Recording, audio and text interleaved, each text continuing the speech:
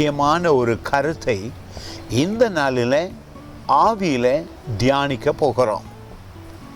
உங்களுடைய சூழல் நன்மையாக இருக்கலாம், கெட்டதாக இருக்கலாம்.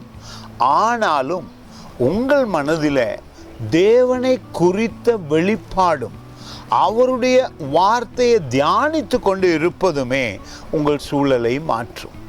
நேரங்களுக்கும் காலங்களுக்கும் பயந்து உங்கள் சூழல்களை கண்டு கலங்கி விடாதீர்கள்.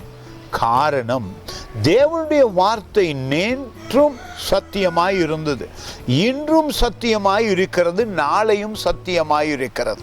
தேவனுடைய வார்த்தை சொல்லுகிறது, எல்லா காலங்களிலும் தேவன் உங்களுக்கு இரக்கம் காட்டுவார், அன்பு காட்டுவார்.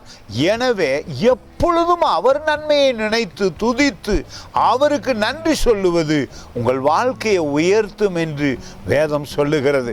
அருமையான வசனம். இந்த வசனம் என்ன சொல்லுகிறது? எல்லா காலங்களிலும் தேவன் ஒருவரே உன்னை நடத்தும்படியாக உன் ஆவியை ஒப்புக்கொடு, துதித்து ஒப்புக்கொடு என்று சொல்லுகிறார்.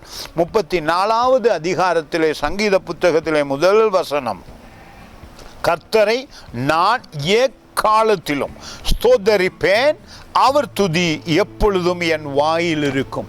தேவனை மகிமைப்படுத்துவது நல்ல காலங்களில் மாத்திரம். துன்ப காலங்களிலோ அழுது கொண்டிருந்தால் தேவன் நேசிப்பார் என்று நினைத்து விடக்கூடாது. எல்லா காலங்களிலும் நன்மை தீமை, நல்ல நேரம் கெட்ட நேரம் என்று இல்லை. இயேசு கிறிஸ்து உங்களை எப்பொழுதுமே நேசித்து கொண்டே இருக்கிறார். அவருடைய துதி எப்பொழுதுமே இருக்க வேண்டும். தேவன் மாறுகிறவர் அல்ல.